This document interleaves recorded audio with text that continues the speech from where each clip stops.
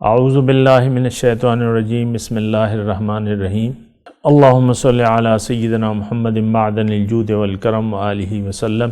سامعین و ناظرین اکرام، السلام علیکم ورحمۃ اللہ وبرکاتہ۔ آج کا ہمارا موضوع یہ ہے کہ کیا اللہ تعالیٰ ہی ہماری منزل ہے؟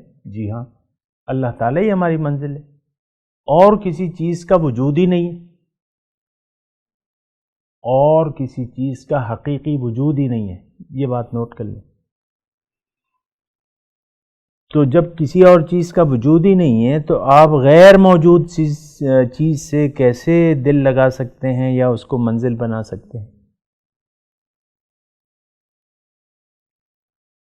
یہ بات سوچنے کی ہے نا۔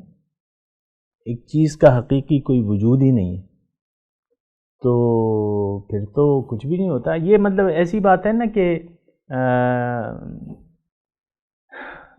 آپ کمرے میں بیٹھے ہوئے اور اپنے بیٹے سے یا بیٹی سے یا گھر والوں سے کہتے ہیں کہ دیکھو وہ پھول کتنا پیارا ہے، اب پھول ادھر کوئی ہے ہی نہیں اور آپ اس کی تعریفیں کیے جا رہے ہیں، کیا خوشبو ہے، کیا پھول ہے، کیا حسن دیا ہے، پھول ہے ہی نہیں۔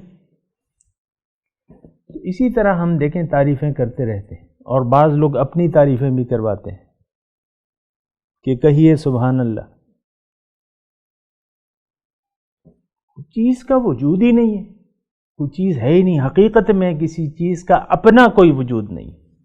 اگر کچھ ہے تو وہ من جانب اللہ ہے، ہما از اوست، ہر چیز اللہ کی طرف سے ہے، ہر چیز اللہ نے پیدا کی ہے۔ تو جو موجود حقیقی ہے وہی پیار کے قابل ہے۔ یہ بات ذرا نوٹ کر لیں، وہی بس ایک ذات ہے، وہی منزل ہے، اس کے علاوہ کچھ ہو ہی نہیں سکتا۔ جن چیزوں کو آپ بت بنا کے زندگی گزارتے رہتے ہیں، جب قبر میں آپ پہنچا دیے جاتے ہیں تو ان میں سے کوئی چیز بھی آپ کے پاس نہیں ہوتی، نہ مال، نہ دولت، نہ بیٹا، نہ بیوی، نہ خاوند، کچھ ہوتا ہے؟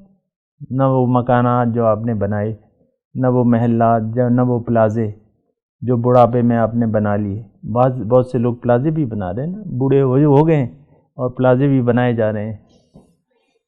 تو وہ کوئی چیزیں آپ کے پاس رہتی نہیں ہے۔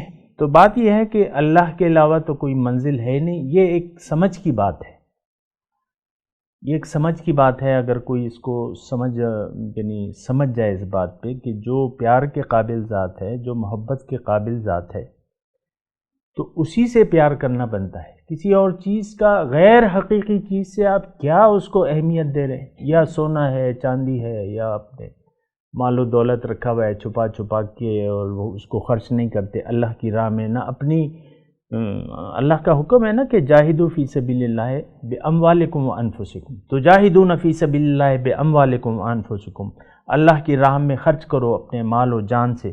نہ جان کو کھپاتے ہیں، نہ مال کو کھپاتے ہیں۔ تو پھر اس کا مطلب یعنی آپ غیر اللہ کے لیے مال و جان کو کھپا رہے ہیں دنیا کو منزل بنا کے، لیکن یہ بات تو غلط ہے۔ اللہ تعالیٰ ہی ہماری حقیقی منزل ہے۔ اللہ کو منزل بنا کے زندگی گزارنی چاہیے اور اللہ کی راہ میں اپنے مال و جان کو کھپانا چاہیے۔